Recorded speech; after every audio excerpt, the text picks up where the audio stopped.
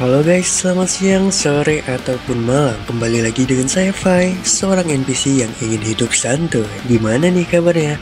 Semoga kalian sehat selalu ya. Melanjutkan anime Shangri-La Frontier. Bagaimana keseruannya?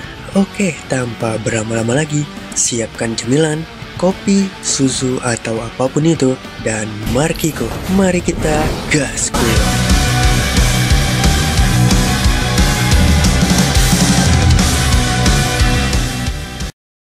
Berada di bangkai kapal terbengkalai, terdapat markas klan Asura yang dipimpin oleh Arcelot. Dia marah karena anak buahnya tak becus untuk membawa Suranku ke hadapannya. Pensil Gold bilang, mengapa tak kau sendiri saja yang membawanya? Namun, dia beralasan sangat sibuk. Entah itu sibuk nyangu atau nonton anime, entahlah. Yang pasti, dia memerintahkan mereka untuk segera membawanya ke hadapannya dan membongkar skenario unik dari Sunraku. Namun, Pensil Gold lagi-lagi menyinggungnya soal klan Asurakai yang harus lebih mementingkan untuk mengalahkan bos kuat daripada menangkap Soraku. Akan tetapi, Arcelot mempertegasnya untuk menjalankan rencana yang sebelumnya karena bos itu belum bisa terkalahkan, tapi mereka tahu bagaimana cara untuk membuatnya muncul. Pensil Gold sangat kecewa dengan klan itu. Mereka sudah menjadi lembek dan main aman, padahal dulunya mereka selalu brutal saat menghadapi sesuatu rintangan, seperti para bos yang terkuat.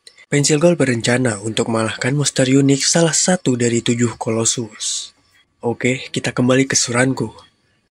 Suranku yang didatangi oleh Rei, dia takut kalau Rei akan menghabisinya, yang padahal dia hanya ingin berteman. Sementara itu, anggota Asurakai melihat pelarian Suranku dan mulai mengejarnya.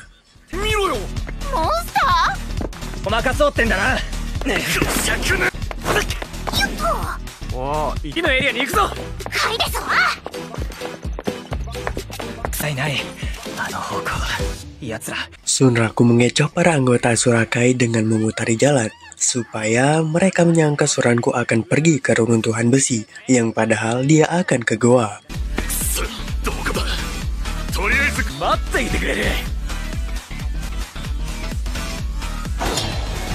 Akan tetapi, saat sampai di depan gerbang, dia kembali bertemu dengan Rei.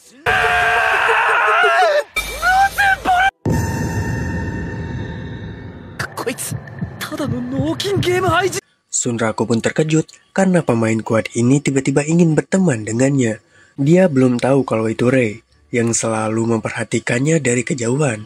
Dia menyangka kalau Rei sengaja ingin berteman dengannya untuk membuat Suranku lemah lalu menghajarnya. Maka dari itu dia menerima pertemanan itu untuk mengalahkannya.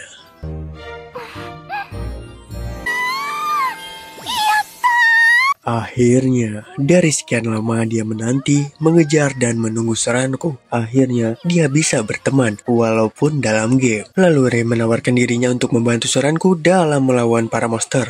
Namun, dia menolaknya dan mereka pun berpisah.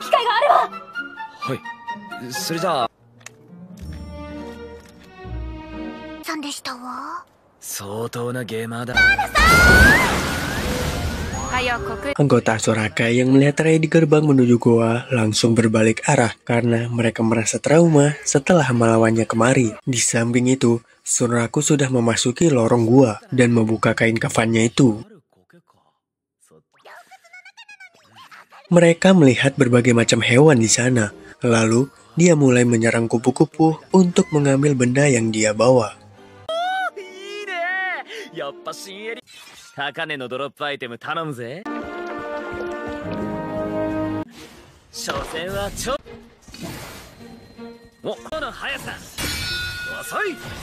Dan menyerang concorang secara diam-diam. Dengan sekali ulti, serangga itu pun tewas. Di seberang pohon terlihat kumbang yang sedang bertarung melawan lebah. Sedangkan Suranku hanya melihatnya dan menjadi komentator pertarungan itu.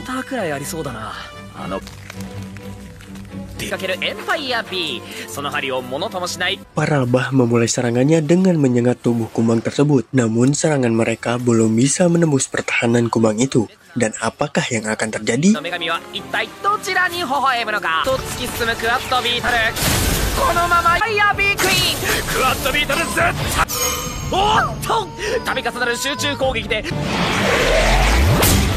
Ya, kumbang langsung mengincar Ratu Lebah dan membinasakannya. Sementara para anak buahnya langsung pergi begitu saja tanpa adanya ratu mereka.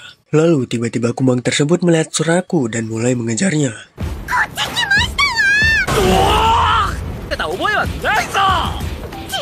Karena getah pohon adalah makanan kumbang itu, Suraku pun teringat dengan apa yang diambilnya dari kupu-kupu tadi. Kemudian dia melemparkan kantung getah itu.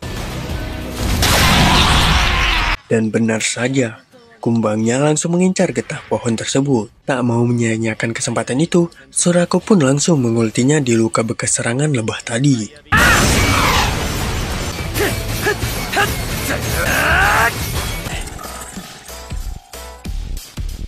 Kumbang itu tewas seketika, dan Suraku mendapatkan looting yang sangat banyak. Saat perjalanan pulang, dia melihat sawang laba-laba, dan di samping itu, ada satu skuad yang sedang ingin melawan bos daerah tersebut. Mereka terkejut saat melihat ke atas, yang tampak seekor bos laba-laba berada di sana. Dengan pedenya, mereka pun melawannya. Sementara itu, Suraku telah sampai ke tempat yang sama, namun dia tak boleh masuk karena ada player lain yang sedang melawan bos itu. Tiba-tiba, terjatuh seorang dari pemain tadi. Udah terjatuh, tertimpa batu ini mah. Karena sudah bisa masuk ke wilayah bos tersebut, Suraku tanpa ragu sedikit pun langsung masuk untuk melawan bosnya. Terlihat, dua pemain wanita tadi terikat di atas.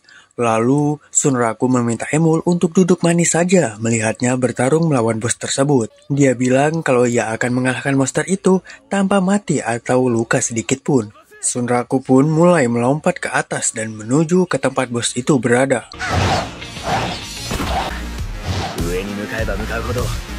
Dengan skill melompat yang ia punya, selangkah demi selangkah dia menuju laba-laba. Lalu batu raksasa dilemparkan dari atas, namun dia bisa mengelak.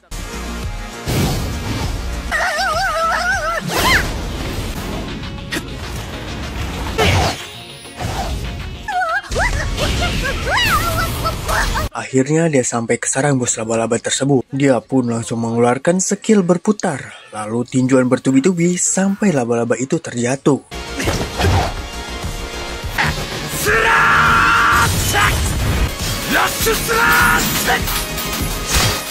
Namun dia ingin menempelkan tali jaringnya ke tembok. Akan tetapi, Suraku dengan cepat melemparkan pisaunya.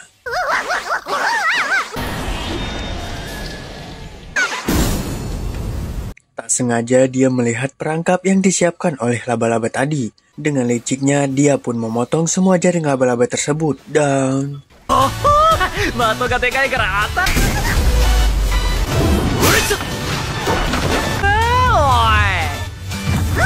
Monster laba-laba itu belum terbunuh juga. Maka dari itu, dia berhadapan langsung dengannya dan mengeluarkan ulti sampai laba-laba itu terbunuh.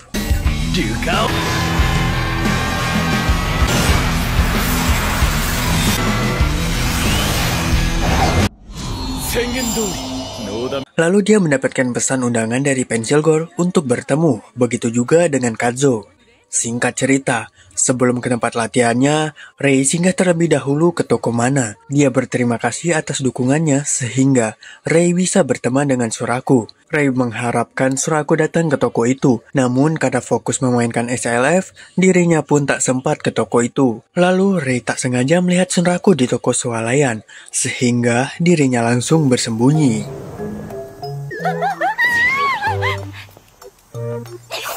Suraku sendiri sedang membaca majalah dan dia menemukan artikel si Kazo, namun tak diperlihatkan mukanya.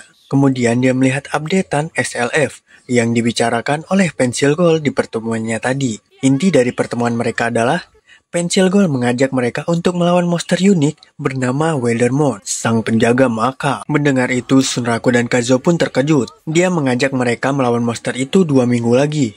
Pada awalnya mereka ragu, namun karena dua sejole ini sudah bertemu, maka tak ada alasan lagi bagi mereka untuk menolaknya. Namun, sebelum itu, Suraku bertanya apa boleh membawa Emul. Pensil Gold bilang, jika Suraku merasa Emul berharga, maka jangan diajak, karena karakter NPC non-player jika mati tak bisa hidup lagi. Dia pun pulang dari minimarket dan Rei memberanikan diri menyapanya. Sunraku baru ingat dia adalah teman sekelasnya tahun lalu, namun dia lupa namanya. Setelah diingat-ingat lagi, namanya adalah Saiga. Rei bertanya soal Suranku yang memainkan SLF. Dia bilang kalau dirinya pun bermain. Namun ketika Rei ingin mengajaknya untuk bermain bersama, tiba-tiba Sunraku kembali mendapatkan pesan dari Pensil Gold yang memintanya untuk bertemu. Mereka pun berpisah. Walaupun cuma mengobrol sebentar, bagi Rei itu sudah membuatnya sangat senang. Sesampainya di rumah, dia lupa kalau tidak menanyakan nickname dari Rei, dan dia langsung memainkan game itu. Saat bangun, si Emul sudah ada di depan mukanya. Sunraku bilang kalau dia akan melawan monster unik Watermon. Maka dari itu, dia meminta untuk membubarkan skuadnya sementara, karena dia tak ingin Emul mati. Mendengar Suranku akan melawan Watermon, dia pun panik, dan langsung pergi untuk memberitahu kepada ayahnya, yakni Bos Kelinci. Dan bersambung. Sampai jumpa lagi di episode selanjutnya. Bye-bye.